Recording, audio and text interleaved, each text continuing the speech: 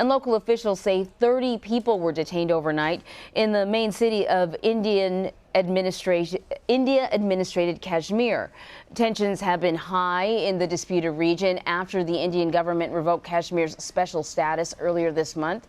Indian authorities also imposed a communications blackout and cracked down on security in the region. But it did not stop the protesters.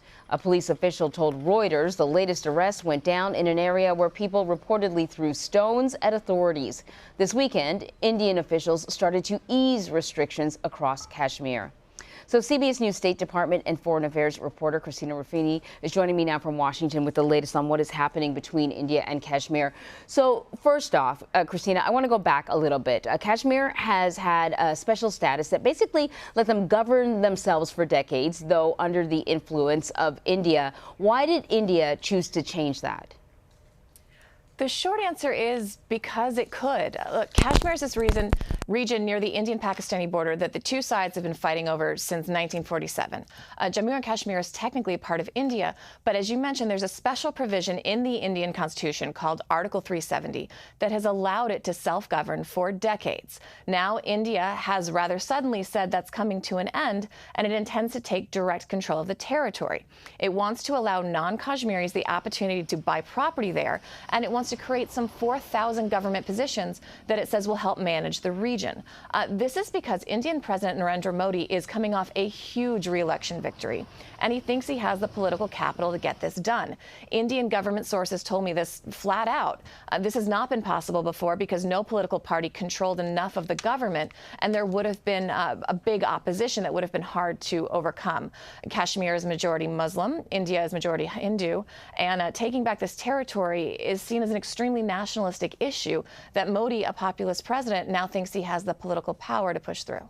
So President Trump said in a tweet yesterday that he's actually spoken to the leaders of both India and Pakistan. Of course, Pakistan, bordering Kashmir, has watched over the Muslims in Kashmir since the sort of emergence of this region. What do we know about how those conversations went between the president and the two leaders? It sounds like President Trump is saying he basically asked both sides to cool it.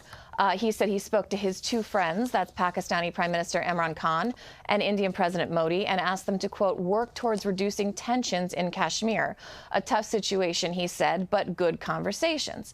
However, it's going to take more than talk to settle this conflict. The line of control between India and Pakistan has always been a hot zone. We saw a flare-up between these two nuclear powers there only a few months ago. Now India has taken this action, which Pakistan sees as aggressive, because it basically moves India's hard border closer to Pakistani territory. If you remember, Khan was in the Oval Office not too long ago when President Trump said Modi had asked him to help mediate the Kashmir problem. The Indian government quickly and swiftly issued statements denying that was the case. But in a twist of irony, President Trump is now talking to both sides about this very issue. And time will tell if his mediation is successful. Is anyone talking to the Kashmiri people? It doesn't seem that that is the case.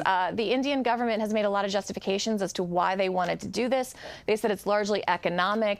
Kashmir has fallen way behind the rest of the country in terms of economic growth, and they want to help it progress.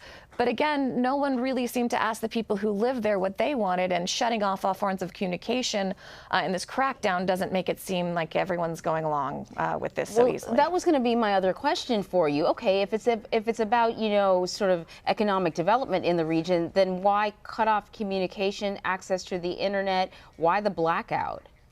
I asked an Indian official that late last week, and he told me India was afraid of a violent backlash to the takeover. So these are emergency measures that will gradually be repealed as things calm down. We were told hardline phones would be turned on over the weekend. There are some reports that that's happened, other reports that it hasn't, and then they were shut back off again in places that they were. Cell phone towers are still spotty. There's also been reports of violence at the hands of the Indian military.